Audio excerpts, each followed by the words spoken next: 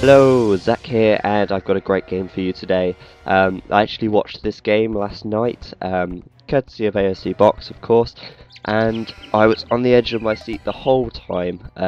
It was just a really intense game, and to be honest, it was really fun to watch. The players actually playing are Chris. As you saw in the last game that I showed you, Chris was playing against Doubt in that game. He's now playing against Rukie in this game. Chris is in green and Rukie is in blue. They're both playing as Turks, which is interesting because I don't really like Civ Wars, but I guarantee this is a good one. And they're also playing on the arena map, another one of my favourite maps, to be honest. It really is an interesting map. It allows you to try out different strategies and do different things. And in particular on this map, we'll be looking at something that these players do. I might be looking in quite a bit of detail at Chris as well, but it is quite a long game, so there is a lot to look at and a lot to take in. Now the reason arena is capable of giving players different strategies to use is because of this wall that they start with already. It's quite similar to Fortress really, only it's in an enclosed area of trees and there's not much open land in between the two players. Which often results in large battles on this area here, trying to breach your opponent's walls and take out their main base. And obviously with two extremely good players like we have here, it can be a really interesting game, because these two players are really neck and neck the whole way through, and it's really interesting to watch. So I'll clan Chris just with a usual start. I'm going to speed time up a bit because we've seen the Dark Age start so many times. Both players doing pretty much the same thing. I'm also going to talk a little bit about Turks as well. Now Turks are a great civilization for a few reasons. Excuse me, I'm still a bit full of cold, to be honest. Yeah, so they're good for a few reasons. Turks, they have a gold gathering bonus. Their villagers gather gold faster, which means that they can get a higher gold income, which is handy because Turks have a very high requirement for gold-based units. Turks don't have many upgrades to the feudal age units, such as skirmishers and pikemen, which means that they can be quite weak when they're using cheap units that only require food and wood. Therefore, the Turkish player tends to get a lot of gold in order to fund their relatively gold-heavy army. Now, the reason their armies are gold-heavy is because they use a lot of gunpowder units. You may know that the Turkish special unit is the Janissary, which in itself is a great unit. It's got 17 attack and it's got a really long range as well. Unfortunately, it has no armor really, but it is such a good unit to use, purely because it's got such a long range and it's got such a high attack for the Castle Age. Another thing then as well that makes the Turks great is that they get free chemistry upgrade, which means that once they get to the Imperial Age, chemistry upgrade is free, and that then allows them to produce hand cannoneers from the archery range, which of course is a good thing because they also have 17 attack and a large range. And it allows them to create bombard cannons from the what's it called, the siege workshop. Now the bombard cannon is an extremely good unit. It has a whole 12 range for a start, which means it outranges the town centre massively. So if you're able to get some bombard cannons in, the only real way that they're going to be able to be taken out is either by trebuchet, another bombard cannon, or by an actual attack from a horse unit or a ground unit of sorts. And the reason for that is because they even outrange castles. So you can understand why a Turkish player might want to get into the Imperial Age extremely quickly. And I just noticed there, Chris, a bit of a fail on that Borlior. He wasted some villager time there. Still with a score lead though, so it couldn't have affected him too badly. So yeah, it's understandable why a Turkish player might want to be quick into the Imperial Age. And there is a strategy for this. It's called the Fast Imperial, which of course is what's going to be happening today. And I'm not giving away too many spoilers by saying that, to be honest. The Fast Imperial is quite a well-known strategy, and to be honest, I don't really think I've shown you many Fast Imperial games so far, so it should be good to watch. Now, obviously both players are playing Turks, and you don't always have to go Fast Imperial when you are Turks, and the reason that Fast Imperial works when you're Turks, I've said Turks too many times in such a short space of time, but anyway, the reason it works so well when you are Turks is because the Turks have a gold gathering bonus, so you don't have to have so many villagers on collecting gold, and you can actually advance with just 30 villagers in under 30 minutes, in fact in about 20 minutes. A little scuffle going on there between scouts. And Rukie, knowing he's lost, you just said that there. So yeah, you can actually advance in a very quick time with Turks, and there are other civilizations that you can use this strategy with. And the reason it works so well is because you can catch your opponent off guard. Not only does it catch them in surprise, obviously your opponent isn't expecting that you're going to be going Imperial Age, and it'll probably shake them up a bit when they see you're advanced so soon. As you can see already though, it's only 11 minutes in, and Chris is already, well, only just advancing to the Feudal Age. The average time to see that happening is about 8 minutes, but Rukie doing about the same time there, so it's not too much of a problem. So it catches your opponent by surprise for a start. Obviously, if you're in the Castle Age, you've only just reached Castle Age, and you're seeing your opponent reach Imperial. That's worrying, isn't it?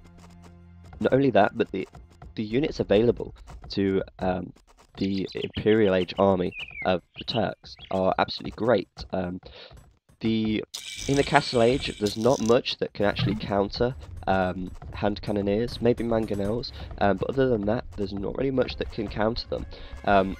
Alright, yeah, they might have a lot of archers or crossbowmen out. Hand cannoneers outrange them. And although hand cannoneers have no real pierce armour, if you've got bombard cannons to back it up, bombard cannons just cut straight through.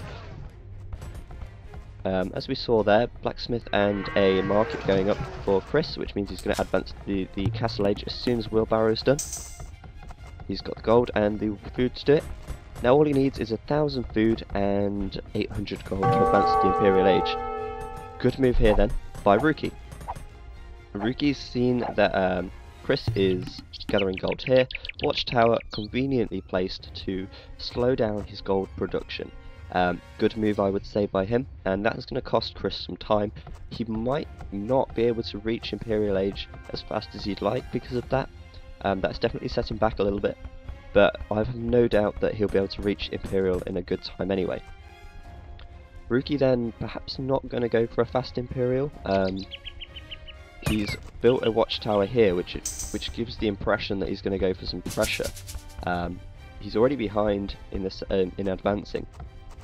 However, okay, so yeah, you can see why the fast Imperial strategy pays off, and obviously Turks are the best civilization for it. There's no doubt about that.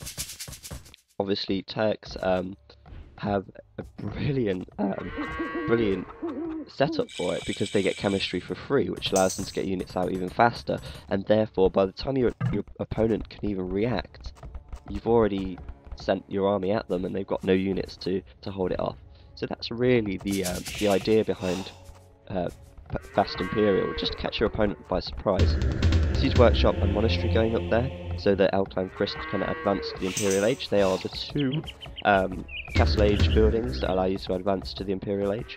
Of course, you can also build a castle, but gathering 650 stone is a large amount of stone to collect to build a castle, when your units your villagers could be collecting food and gold.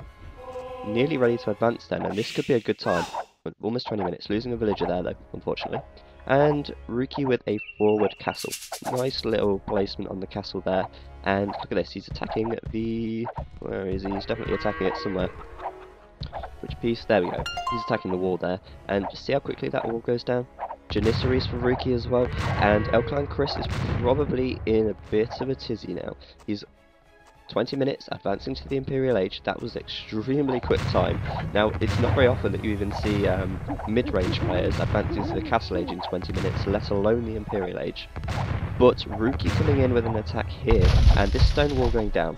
So now Chris is really going to have to stay out of Rukie's way until he can get to the Imperial Age. He's got maybe 2 minutes to hold him off, and as we can see, Janissaries, where are they? There we go. 8 range, 17 attack. Now, that outranges the town centre, which means Janissaries could actually take down the town centre. As you can see then, Clan Chris really going to have to keep his guys away from them, because look, they're just coming in and taking out villagers extremely quickly. Those 5 there can kill 1 villager in 1 shot, so Clan Chris needs to be careful, because if he doesn't garrison his villagers in time like that, which was an extremely good move there, I've realised the scores are frozen again, which was an extremely good move there, Chris is going to be caught out. Now, just about to advance to the Imperial Age, he might be able to hold this off. Rukie, WTF, his response to that was a good time to do it, and obviously Chris has got no army now. However, he's creating bombard cannons, outrange Janissaries pretty well, as we can see. 12 range on them. Janissaries, there we go, managed to take out another villager. You see, they can be lethal, absolutely lethal. Almost taking out another one there. Now the bombard cannon coming in, and the bombard cannon's going to deal a large amount of damage to Rukie. Not taking out anything there, but severely weakening them, and he's going to be able to drive Rukie out of his base, no doubt, with this bombard cannon. There we go, 1 down. The bombard cannons also have splash damage as well, which means that villager's going to die. Oh, or is it? Yep, that villager's going to die, but at the cost of 3 Janissaries. Now, let's turn Fog of War off, see what Rukie's doing. Rukie is...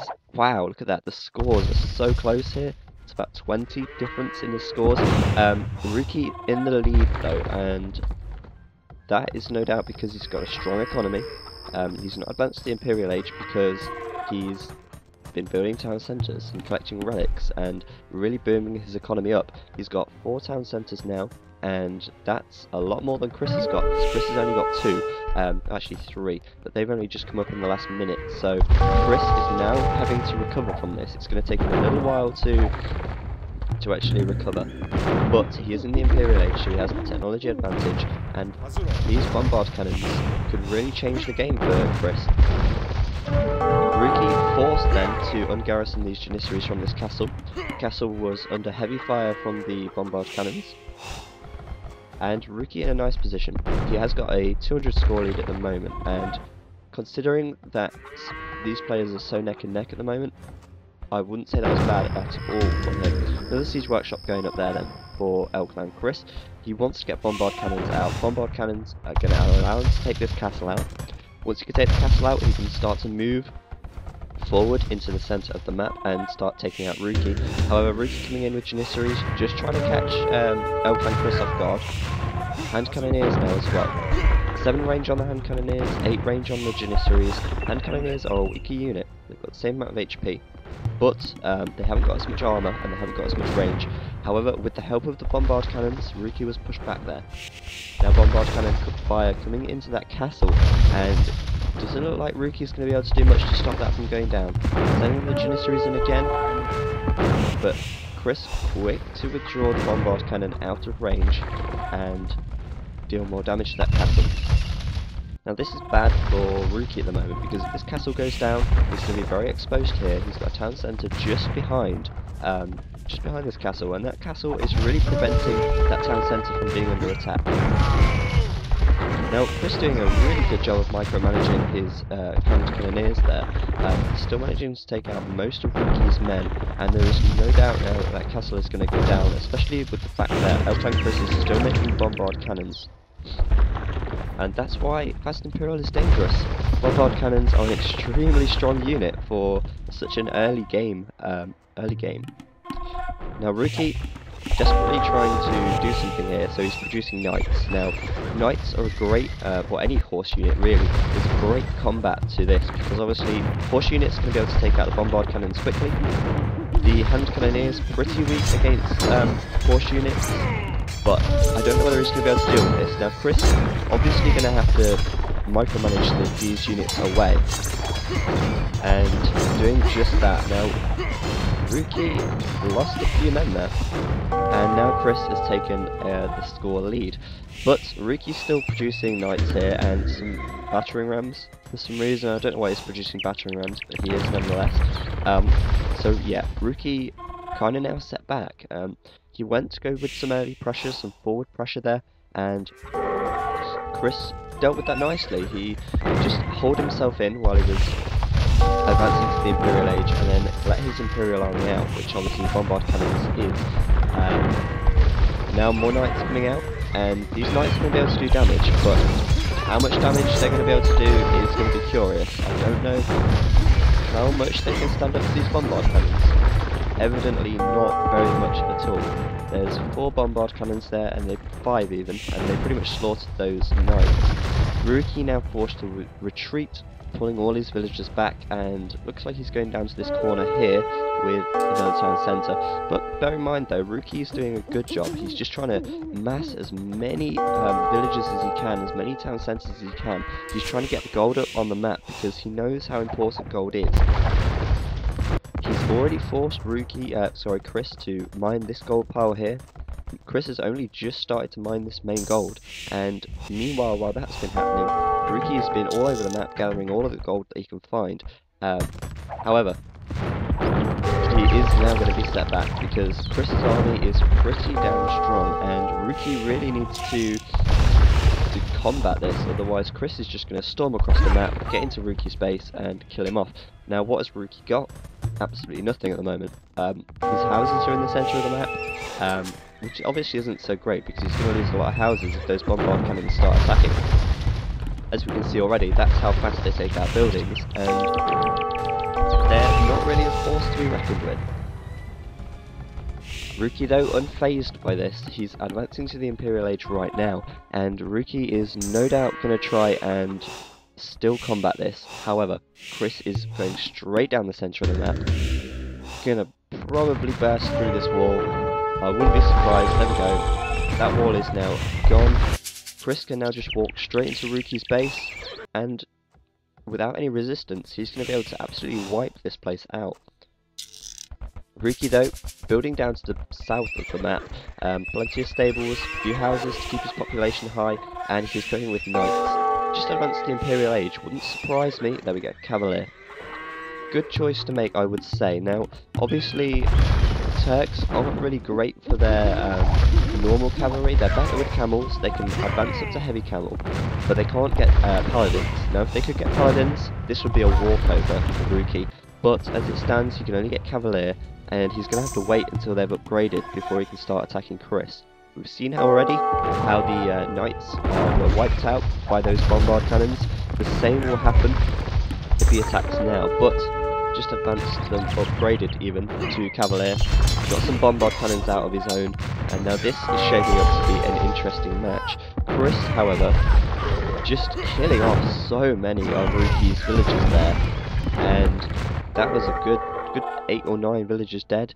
Chris just storming through Rukie's base, Rukie just being ejected. He's got no villagers gathering food in there at all now. Now I'm going to be worried for Rukie's food income. He's going to have to start getting some farms up in this area here. He's got plenty of wood to do so. Now we've got another battle coming on in the centre of Rukie's base.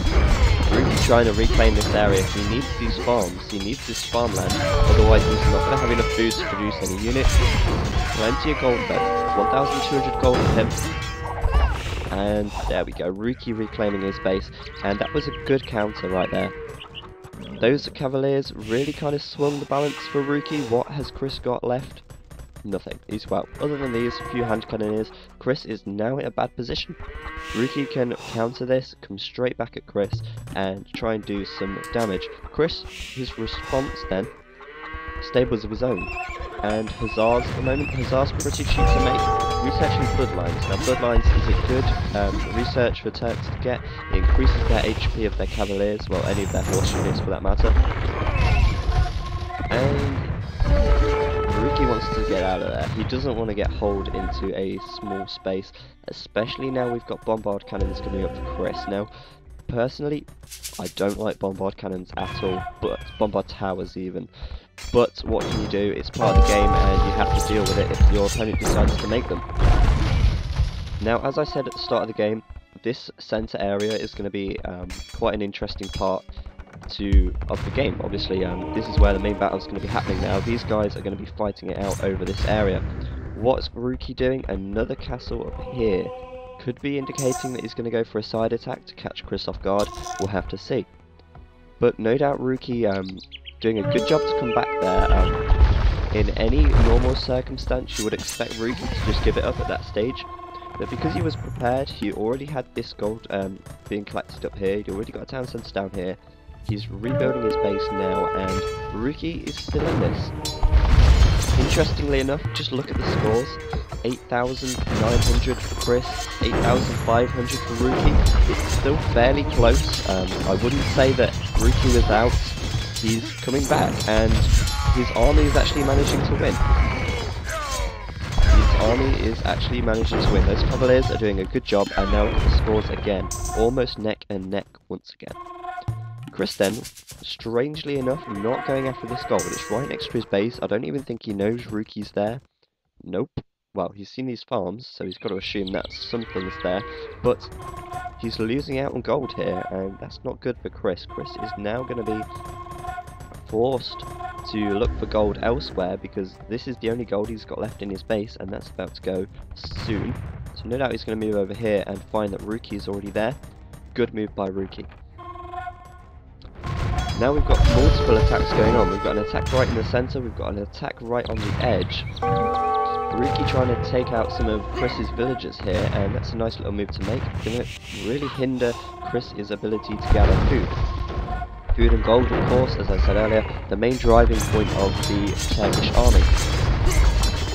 So now Rukie really doing a good job. These Cavaliers are standing up to a lot of punishment, and these bombard cannons to back it up. Good move by him. Rukie pushing forwards, and Chris with not much of an army left at all. Obviously Rukie isn't going to move too far forwards, otherwise those bombard cannons are going to absolutely decimate him. Now let's look at the population. 159 Rukie, 138 Chris. So Chris definitely lost out in that battle. Let's look at the military score then. Chris, 14 ranged units, 5 siege, 5 cavalry.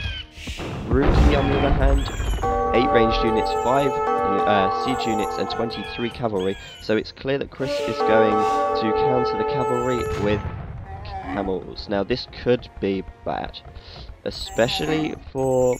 just put the map back. Especially for Rukie, because Rukie's just taken the score lead again, and now we've got camels coming in. Camels are like pikemen on horses. Camels, especially heavy camels, are an extreme counter to horse units. Although camels are extremely weak to arrow fire, we've not got any arrows here. So if Chris can get enough camels on the field and upgrade them to heavy camels, which I'm sure he's doing somewhere right now. There we go, heavy camel. That's going to mean that Rukie's going to lose a lot of horses. Interesting. Now, Chris, curiously, isn't going to go and attack Rukie head on. He's going somewhere else. And Rukie's already got a castle up here, protecting his economy. Nice move by him. No murder holes though. Upgraded to heavy camel now, and down at this area, or up at this area even, we've got Rukie trying to do a secondary attack onto Chris's base. Hussars coming in. Now Hussars are great for harassing economy. They're pretty, they've got pretty high resistance to arrow fire, not bombard cannon fire though, which means that they can take out villagers fairly nicely. And as we can see here, Hussars coming straight up to this area. And Rukie is going to lose some villagers here, but the damage is already done. Chris is not going to be able to get any of this gold. How much gold's left here? 172. Rukie's now got the lead as far as gold supply is concerned. However, Rukie losing a few houses, I don't know whether that's really going to affect him much population-wise. He's already got plenty of houses in other locations to keep himself ticking over for the time being. And Rukie still with a score lead, but look at that, it's so neck and neck still. There's only 400 score difference between them, and that's interesting. This castle on its 300 HP left on there, but now Rukie taking a battering to his economy as Chris is coming in from all angles, and Rukie is afraid to attack with that army. He's keeping his distance, attacking with bombard cannons, trying to take out the bombard towers, because obviously the bombard cannons outrange the bombard towers. But while that's happening, we've got Chris just storming all over Rukie's base. Rukie having to garrison all of his villages inside, losing quite a lot of villagers as well. And that's interesting. Rukie's only just getting a handcart research. possibly a bit late for him. I bet Chris has already got that. And here we go. This could be the final battle now. This is a massive battle in the centre. We've got heavy camels in there, so it wouldn't surprise me if Chris has got the upper hand. It's all about what these bombard cannons can do, and Rukie is exposed there, but Chris managing to take them out, and Rukie lost it. Chris has got a large army count there. Rukie has got nothing left other than a few cavaliers and a couple of bombard cannons. However, Rukie is already in Chris's base doing whatever damage he can. No doubt this is going to be cleared up by the incoming army from Chris, and Rukie's definitely going to be forced out of there. Excuse me. Rukie now then, once again now behind Chris, and this is what I mean, it's so neck and neck, it's just going backwards and forwards. Rukie now on the back foot, and it's going to be hard for him to come back from this. He's still got quite a lot of villagers out, he's got a lot of villagers collecting food, but there's no gold left on the map whatsoever. Actually there's a little bit here, but that's not going to last very long. Rukie then has definitely got more gold, but on the downside, he's got no army. He needs more food. It's all good having all the gold on the map, but there's no use if you can't get any food. And Rukie is being constantly harassed at his town centres. He can't get any units out because he's got no food to produce them. That's problematic. So what's Rukie gonna do? He's just gonna have to try and get whatever food in he can. He's got a few villagers down here on farms. They're not being harassed, but this area is, and that's a large area for him. What's happening for Chris? Chris is still producing units. He's going with the heavy camels, which was a good counter, really. If Chris has continued to not use heavy camels, then that centre battle would probably be won by Rukie. However, as it stands, Rukie lost that, purely because he didn't have heavy camels. And here we go now, so a battering ram coming into this town centre, and Rukie could lose this. Capture ram upgrade, town centre gonna be going down, and that's not good for Rukie. Rukie needs all the town centres he can to get all of the gold he can. Chris now taking the score lead, he's got a whole 1,000 lead now, so not looking good for Rukie, but to be honest, I thought Rukie had come back. When he got those cavaliers out, I thought, you know, Rukie's got this in the bag. Chris has got no army left. Rukie had a good opportunity to push that, and unfortunately, he didn't, which allowed Chris to build a good counter, which obviously is the heavy camel, and with that counter, he's managed to push Rukie back. So what's Chris doing? Building out in the centre now. He's saying, you know what, Rukie, you've had all this land to yourself, I'm going to take this land now, and I'm going to get my farms out on this centre area, because I need food. I need food to build my army. Chris, then, not much gold, but plenty of food and wood. Food and wood, not so good for... oh god, I'm a poet, I just don't know it. Food and wood, not so good for Turkish. They need to get lots of gold out. No doubt they've been selling stuff at the market. Let's have a look. So yeah, they've been selling wood at the market, as you can see there. But he's low on wood, gold I mean. However, that's a lot of hussars there, and hussars are a pretty strong unit for an Imperial Age unit. They also, I don't know if I said this already, Turkish civilization get the hussar upgrade for free. And another scuffle. Looks like Rukie has won that one, and this is interesting now. See, Rukie has got a lot of gold. Well, he did have a lot of gold, he's obviously just spent it on this army, but that could allow him to push forwards and take another advantage. This gold that Rukie has managed to collect has obviously enabled him to get a stronger army out, and it doesn't look like Chris is going to inhabit this area for long.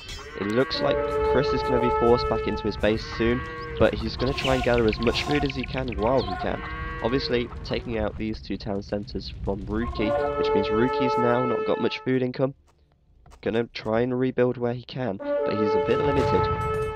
Another attack coming in from the side, and Rukie's not going to let this go. He wants to harass Chris's economy as much as he can, but Chris still with a score lead. However, look at this. Rukie's come back once again, still with the Cavaliers. Not going to invest in the heavy camel upgrade, because heavy camels cost quite a lot to upgrade. Taking out that town centre, by the looks, that's gone down. And now Chris has got to be worried because he can only produce hussars. That's all Chris can produce right now because Chris has got no gold left whatsoever. Right down to 37 gold.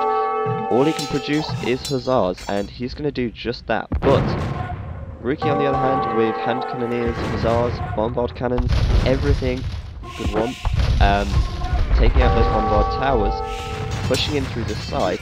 Looks like Chris can win this little battle, but he's going to have to be concerned with this from Rukie. Still though, Chris with the score lead, but look at this, they're so close. About less than 800, 500 score difference between them. And how a game can be this close for so long. Currently the game time is 1 hour and 4 minutes, and Rukie now finally pushing back. Chris forced away from his farmland in the centre. Rukie knows he's got a stronger army. He's obviously knows that he's gathered the most gold on the map. Gold is such a definitive factor with Turks. Taking out Monastery there, which means his El Clan Chris is not going to get any relic income. Let's see how many relics Rukie's collected. Hang on. Missing reaction now. That was probably a bad idea. 3 relics for Rukie, so Rukie's got gold advantage and finally taking the lead back with the score from Chris. It really has been back and forth this match. I've lost count of how many times the scores have flipped, and still, even at this stage, they are only 400 score difference. But Rukie managing to take out the majority of Chris's army. He's stuck right into Chris's base. Chris, shortage of gold now, and Rukie's going to take this by the looks of it. Unless Chris has got something major in the bag, I don't know if he's going to be able to combat it. A lot of cavaliers there, a lot of hand cannoneers there, bombard cannons at the back, and Rukie now with over 1,000 score lead. This is the largest that the scores have been different the whole game. Finally, El Clan Chris resigning. Wow. What a game. Just the way it went backwards, forwards. Rukie had no men left. El Clan Chris had no men left. El Clan Chris rebounded. Rukie had no men left. El Clan Chris was so close to winning. He took out all of this economy, and then Rukie rebounded, and Chris finally, without gold, left just to perish really at the end of that game. And what a game it was. I mean, Rukie managed to get a lot of gold on the map, and I'd say if he didn't manage to get this gold up here, and if he didn't manage to collect the gold out in the center when he did, El Clan Chris would have won that, because at one point when El Clan Chris broke through this wall, gutted Rukie's base, I really thought El Clan Chris had it in the bag, but obviously that wasn't the case. However, the point of this game was to show you the fast Imperial strategy. Obviously in this case, it didn't quite pay off for Chris because he didn't win the game, but the fast Imperial strategy is no doubt a great one to use if you can. There's a limited number of maps you can use it on, but as you saw, it really took Rukie by surprise, and El Clan Chris, with those bombard cannons, with those hand cannoneers, he was able to just punch straight through Rukie's defences, straight across the map, start attacking the wall. Now, if Rukie wasn't so quick to respond with knights, that would have been Chris's game there. But Rukie, great player. Chris, great player still. Gave us an interesting game there. So anyway, I hope you enjoyed that. It's been a bit longer than usual, purely because it was just going back and forth so much. But yeah, hopefully you've learned something, hopefully you've enjoyed, and I'll see you next time.